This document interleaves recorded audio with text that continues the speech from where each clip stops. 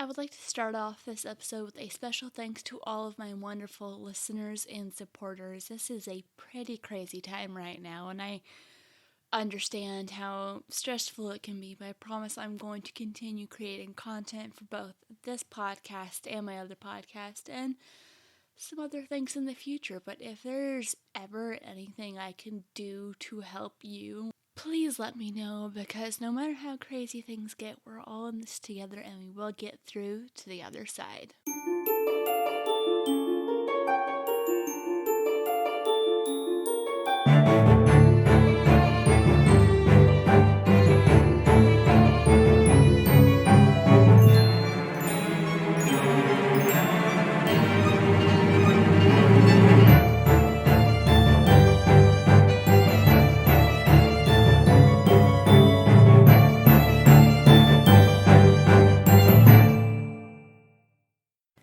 Welcome to an incomplete guide to world domination, a podcast by creators for creators, because together we can take over the world.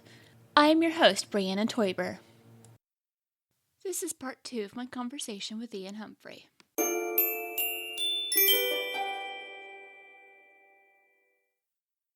Yeah, it's definitely more beneficial. It is nice. I like having a boss or a manager where, like, there's not a lot going on. You can just kind of goof off and you can, like, tease them and mess with them. But also when things start getting busy and stuff needs to get done, there's like, okay, they're going to do this. Right. Like, where they have that balance. So for about a year, this guy may be my favorite, like, on the floor manager I've ever had at 10 years in the service industry. A guy named Paul Riley, who may someday hear this. That'd be kind of cool. Small world then. I mean, I think he listens to the show. He's certainly a supportive guy. He was my first Patreon subscriber. This is a really sweet guy. Anyway, he was a veteran, and his approach to this was when I was, I should back up a little bit. For about 9 months, almost a year, I lived on the south rim of the Grand Canyon, serving tables at one of the restaurants in the little tourist trap. I've been there. What's that? I don't know if I've been to that restaurant, but I've been to I think I've been there before.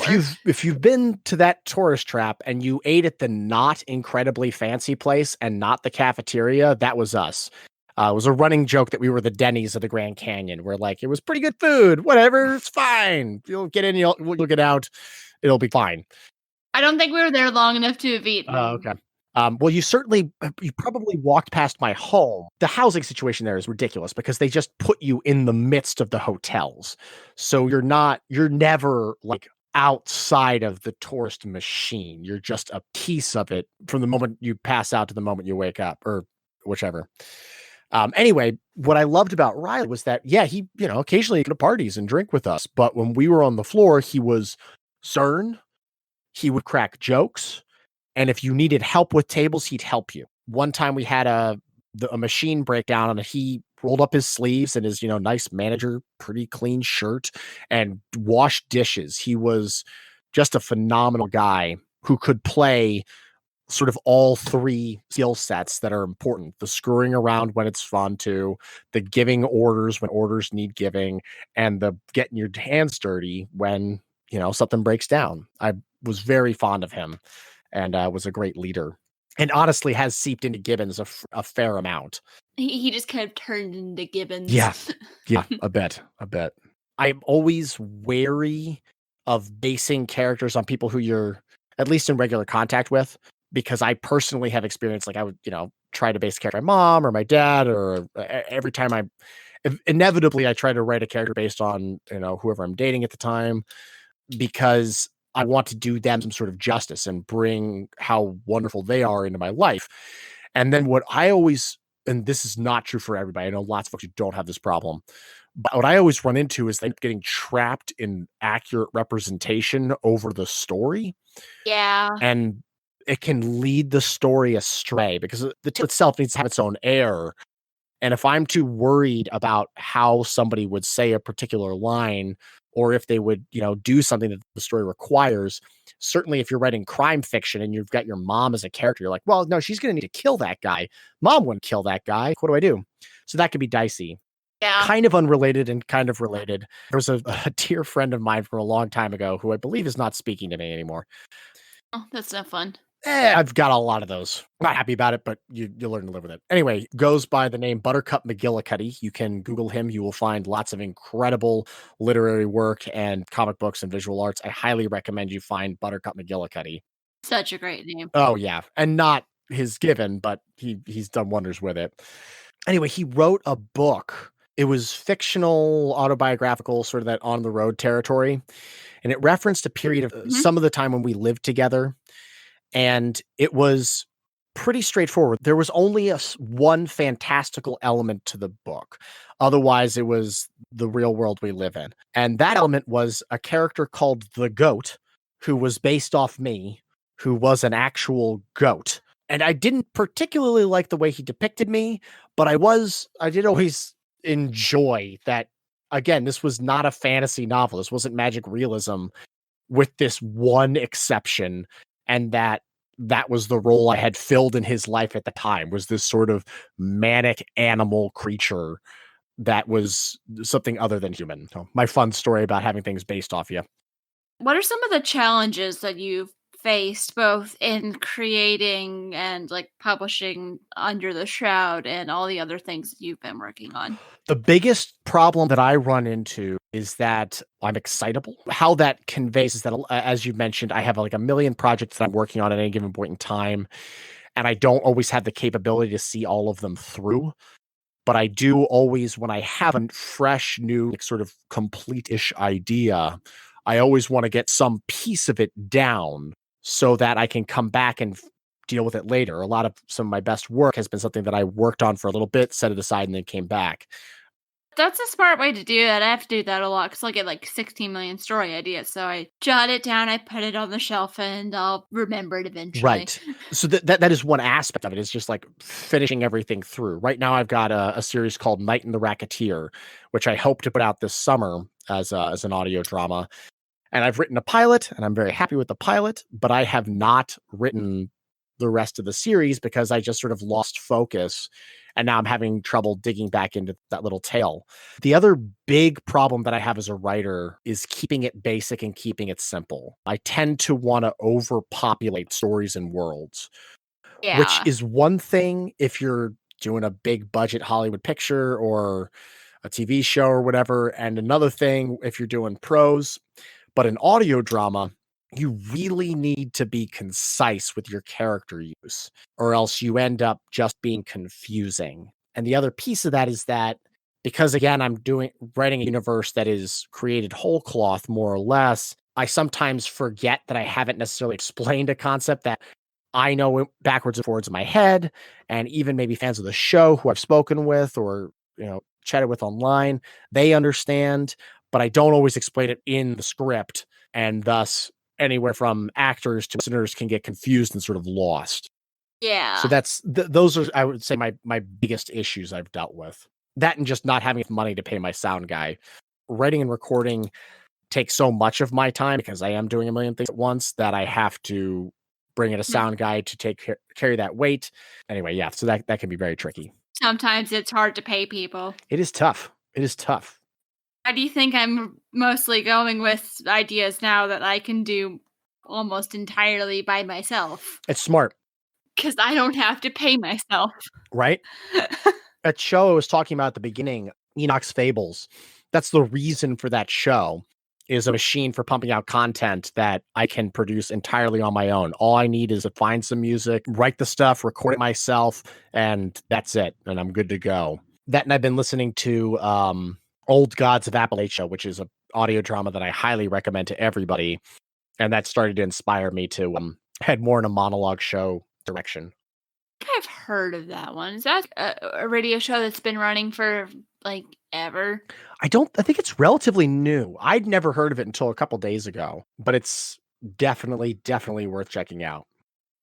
Okay, so it's not the one I think it is, but I'm definitely intrigued because Appalachia, like the Appalachian Mountains. Yeah. They jumped yeah. on Twitter in 2019. I can't imagine their show's terribly much older than that. Okay, I'll definitely check that one out. Um, Do you have like a favorite reaction or favorite dumb question you get when you tell people what you do? Oh, I mean, when I say podcast audio drama, people love to ask me if they can be a guest. or people like to talk to me about their product ideas. There's this, because so much of podcasting, and this is great, I love that this aspect of the medium is about interview shows, and it has this sensibility of this get rich quick mentality. People respond as if like, oh, you're kind of famous and you can help me be famous too for being me. And then it's really difficult to step them back from that because there's so many assumptions that are associated. Just be like, no, it's like writing TV, except that I don't make any money and it's a lot of hard work. Yeah, it's a lot of hard work for something most people don't take seriously. Yep. I am kind of hopeful looking with the golden mic thing. Have you seen No. that? It was announced at Podcast Movement earlier, I think it was earlier this month, that there's going to be an actual award show. Like not just the Audioverse Award, but an actual award show for podcasting. Wow. And I'm like, it's probably not going to start out very big, but just the fact that this is happening, I think is really promising for the industry because maybe people will start taking it more seriously. Oh, yeah. Well, and there's been a bunch of signs of that. I mean, everything from Limetown getting picked up, or what is it, Dirty John? The number of audio dramas that are getting picked up for TV shows is incredible. Netflix is getting into podcasting. Staples is getting into podcasting, although in very different ways. I didn't know Netflix was. I gotta check that out.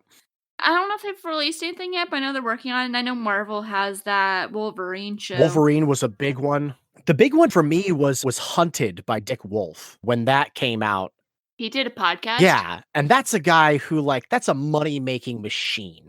If he's doing a podcast, it's sticking around. This is not the 8-track or whatever.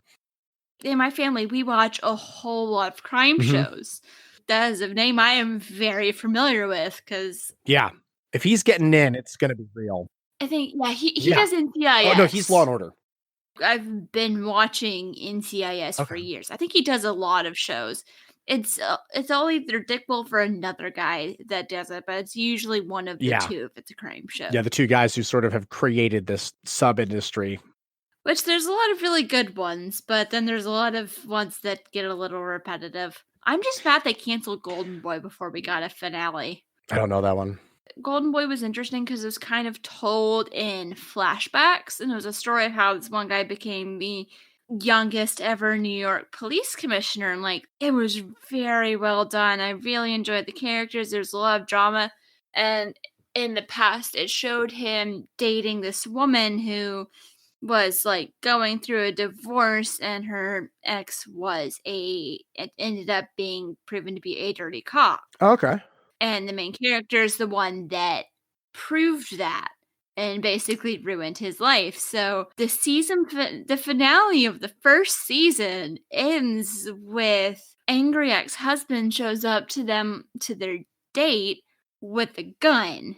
The main character is trying to talk him down. There was a blackout and you hear a gunshot, and it never got renewed. Are you kidding me? Oh God, what a pain. Also, it definitely blatantly hinted at the fact that the guy that's his mentor died at some point. We just don't know when, because they showed his mentor guy always wearing this necklace, and then it flashes to the future, and he's holding that necklace. Yeah, that's unfinished mysteries are murder. And this was years ago, and I still have not forgotten, and I will not forgive. I need to know who got shot. Yeah. Did he get shot and just not killed? Did she get shot and or did someone else come along and shoot the crazy ex-husband? How was the next season going to start? Who was the executive producer on that? Oh, that is an excellent question. I actually don't remember. Every now and then somebody will when something gets canceled like that, they'll give a little bit of information. I remember when Carnival was canceled, the creator released all these. Oh, that was canceled? Oh, yeah. Well, if that had come out just a little later in the game, that would be one of the great, it would be up there with Game of Thrones, but it was a little too early for its time. And he released, the creator, I think Daniel Nauf, I think is his name. He released a whole bunch of supplemental materials that sort of helped answer a lot of the mysteries that folks were helping figure out and would have figured out over the 10 seasons that he put out. I definitely appreciated that. Yeah, this show was back. It got one season back in 2013. Oh, God. And the creator was Nicholas Wooten. Okay. Yeah, I've heard that name. Sorry, I was pulling up Netflix because something came up on Netflix and it started playing something. I'm like, no. Yeah. All right, now, thank you. So do you have any more questions for me? No, just is there like any pieces of advice that you'd like to give to people looking to do something different or create or something that you wish someone had told you in the beginning? I mean, the thing that I try to address as often as I can is how you write and how you deal with the fan base. If you're working with podcasting, audio drama specifically, is try to be as genuine to yourself as you possibly can, which sounds like something somebody says before a blind date and you should ignore them. But it really is true with a podcasting audio drama because it's going to be your voice that they hear, and they are going to develop an intimate relationship with who you are in a way that's hard to define or put in a box. So if you're going to develop an audio drama, make sure that the voice that you as the creator are speaking is something that you feel strongly and consistently about. That and just always be every time you add a new character into a story, double check that you need them there because there's a very intimate thing that happens when somebody plugs in audio into their ears and becomes involved with the story. And you want to make sure that that relationship is straightforward, it's as clean as possible, and that it comes from a heartfelt place. Yeah, I agree with that, and I like it. And it's also good to keep the number of characters limited, so you don't drown them in people that they don't need to keep straight, but they're too distracted trying to keep track of who's who and how they connect to everything and all that fun stuff. Yeah, I should say some people pull it off. I don't recommend trying. Just keep it clean, keep it simple, stick to the thesis and antithesis of your story, and just keep bouncing back and forth between the two. That and hurt your characters. Hurt them, make them suffer, and then let them figure their way out. I like the way you think. Yeah, it's important. Any last parting comments / shameless self plugs you'd like to leave? Yep. Season 2 of Under the Shroud starts March 18th. Shoot us 5 stars, shoot us a review, and make sure that you, if you haven't already reviewed Complete Guide to World Domination, do it. Do it now. Review it. You've already got it pulled up on your phone or on your computer because you're listening. Review. If you've enjoyed what you're listening to, and this is true of every podcast that you hear, the way that people find it is through those 5 stars and reviews. Every show that you love, make sure that the internet knows it because we all have wonderful stories to tell and we all are so excited to share them with you. And we're all doing our best that we can to struggle in this medium. So just let the rest of the world know. Speak out. I very much appreciate that because I was about to say that, but you said it a lot better than I did. Thank you. Also, March 18th. March 18th. First season's out of Under the Shroud. Go listen to it right now. You'll have a blast. It's fun. Yours isn't the only show that's getting a new season soon. Oh, no. There's a... Isn't Vince's show How I Died? That's May, right? I don't know if he said a specific date, but I think May. I think May, yeah. I think May. May is the fingers crossed date, but I'm also very excited for that one. He's another guy who's got who likes to stay busy and has a day job. Yep. God bless the day job. I feel like everyone in the audio media server, we just keep very, very busy and have a day job. We don't know how to stop. Once you realize that you can pump out content and can reach out to the world and have a voice in these dark times, it becomes very addictive. It's interesting because I think a lot about, if this whole thing works out the way I want it to and the fantasy meetings occur and I start writing for television, like, what does that life look like? And what I realize is it looks like a bunch of people who know what the time frames are that the human body can stand and pushing those limits, but they exist. Like there's an office where you go to write these things, and there's people who are keeping an eye on you. Whereas with podcasting, we aren't necessarily surrounded by people who are going, okay, really, at this point, you need to slow down and take a break, or this is too much, or these are too many. Please, for the love of God, eat a sandwich. Oh my God. It wasn't until I got into podcasting that I started like missing food for a day or two, just because I forgot. It was podcasting alone that got me to that. I've never quite gotten to that, but that's just because my stomach is very, very pointed about the fact that, lady, you need to eat and you need to eat now. Yeah. Well, and it could happen. I'm just saying, eat. That's another piece of advice. Eat food, drink water. Take care of yourself. Take care of yourself. You are no good to anyone if you can't function. Amen.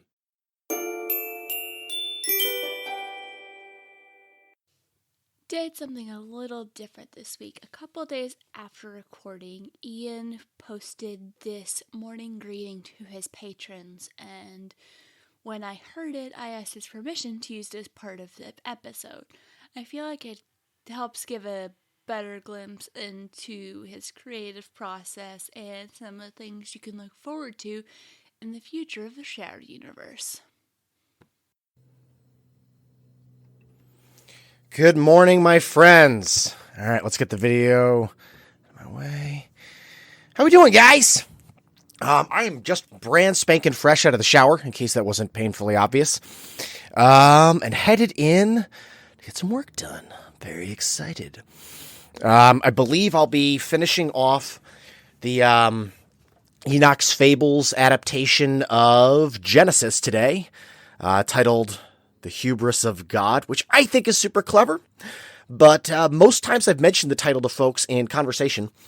Not all, but nearly all of the times I've said something about it, people give me this look like, huh? Yes. And part of that is that I'm by no means the greatest linguist around and by no means have the most startling vocabulary, but the few words that I do have locked in that are part of my consciousness that aren't necessarily used as much, I'm very proud of and very excited to speak of. One of them being the word hubris, which the way I'm not going to give a dictionary definition, but the way I was given to understand it is that hubris is the sin of likening oneself to God. So the hubris of God, I don't know. I think it's pretty clever. And particularly if you have been following the Shroud universe and are hip to the way that we deal with religion as a concept. So hey, let's talk about that a little bit. I'm pretty sure I've talked about it before on these things. I feel like sometimes I should listen back to some of the episodes of Weaving the Shroud because I just tend to be going off at the mouth and I don't really plan it out or recall exactly the points I've made. I just try to come up with something that's fresh for the day. But I would just like to mention my take on religious satire, which is, I like to think of it as the natural progression of something of a tradition is that you challenge it. One of the greatest things about this country and what I think every true patriot should do at some point is protest. You don't just get given a framework. A framework needs to be tested by the weight and by the elements. And that's what I think of when I think of the way I approach Christianity in the Shroud universe. I'm not a Christian, but I do hold Judeo-Christian values.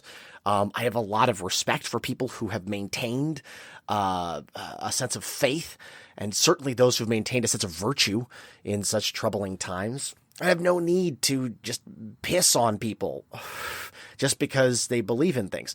What I do have need to do is take an existing mythology and turn it on its ass, and point out its faults, and and it's part of the cultural lexicon. Like when I talk about God as what's the term I used?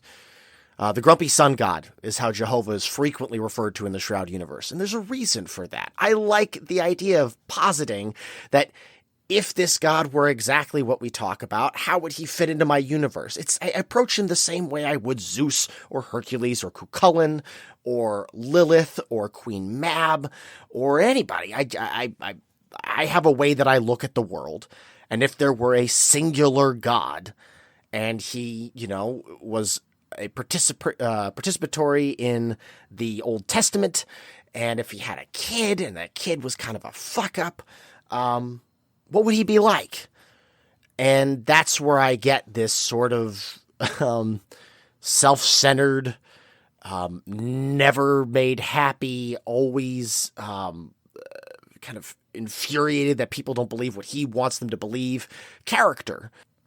I'm rather fond of him as a character. I mean, I'm also fond of, characters like Boyd Crowder or Kaiser Soze, but I think he's an interesting fella, and I'm really enjoying sort of taking him out for his first walk in this universe, where he's actually an active character, not just referred to. I've also put him alongside Lilith, Lucifer Morningstar. I think those are the main characters that I deal with in my rewriting of Genesis.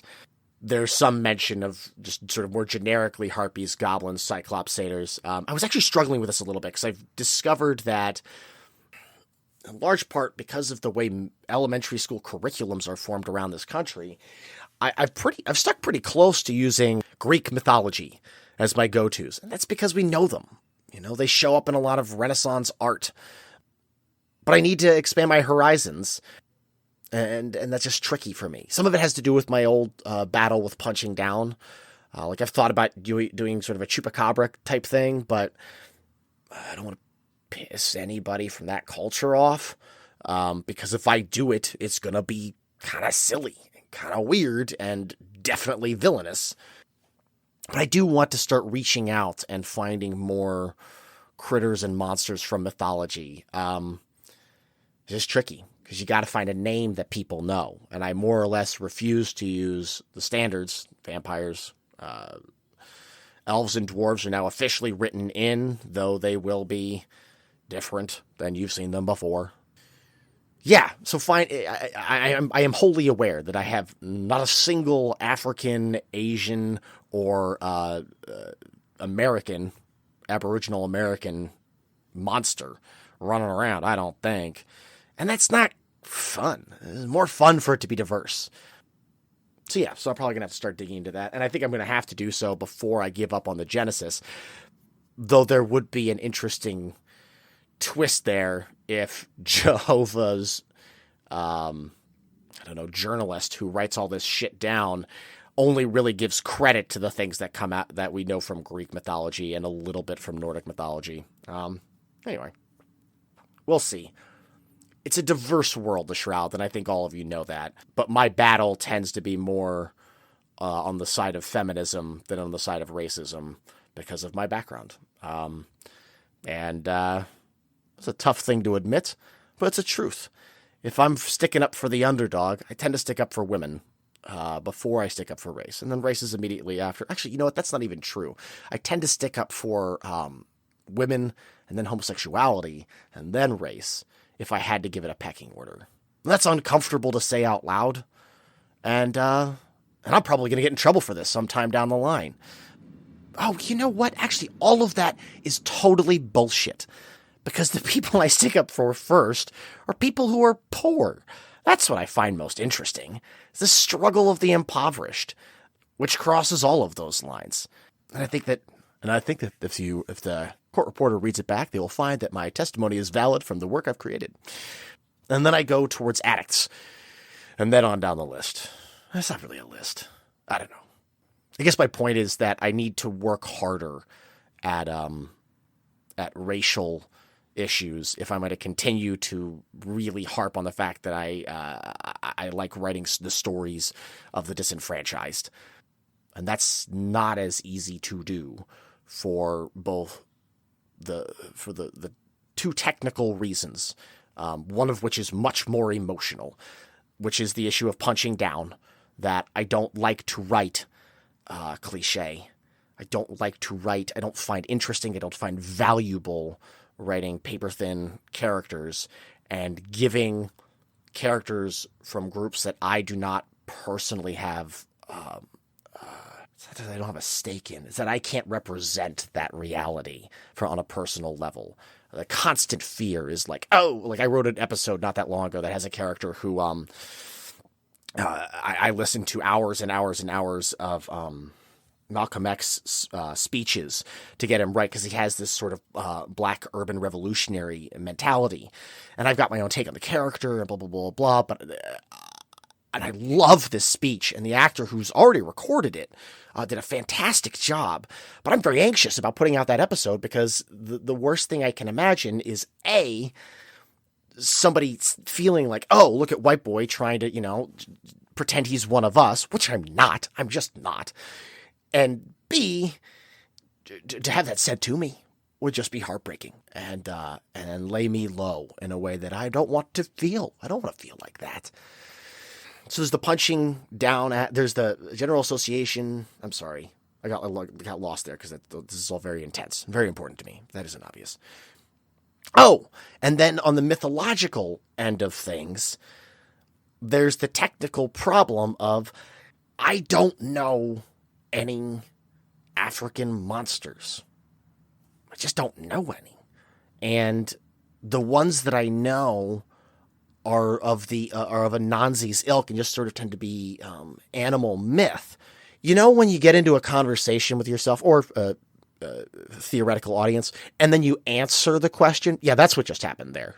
The key is just to involve more animal gods and then not make it a race thing. It's just, we all know what a fucking spider is. We all know what a fucking, I don't know, antelope or jackal or Mustang. Yeah, that's the answer to that question. And it speaks to something, wow, that speaks to something fucking beautiful and brilliant in the work I have to do today. All right, guys, that's going to have to wrap us up. This is a kind of long one, but a fairly revelatory one. I've had a revelation, and I hope that you guys have too. Season 2 comes out in under 2 weeks now. Isn't that fucking crazy?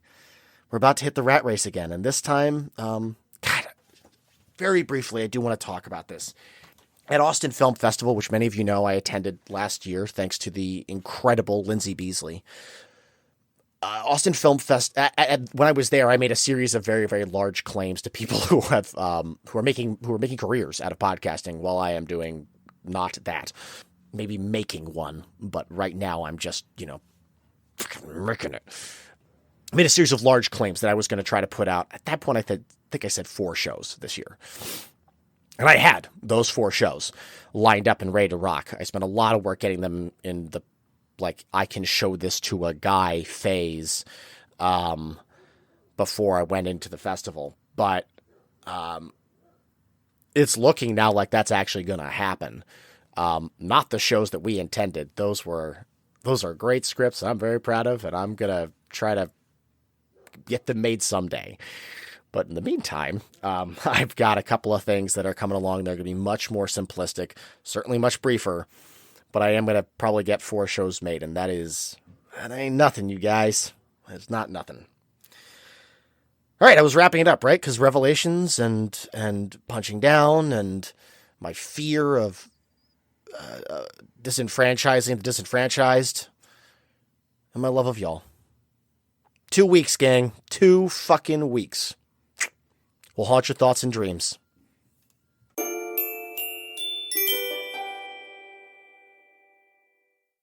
An Incomplete Guide to World Domination is directed and produced by Brianna Toiber as part of Pseudonym Social, a creative podcast network. Music is by Patrick Chester of Chester Studios. You can find more of his work at chesterstudios.net. If you would like to help support our show, you can find us at patreon.com/pseudonymsocial. You can also leave a review on iTunes to make our show easier to find for those who need it. For more information on the other shows produced by Pseudonym Social, please check out our website at pseudonymsocial.wordpress.com.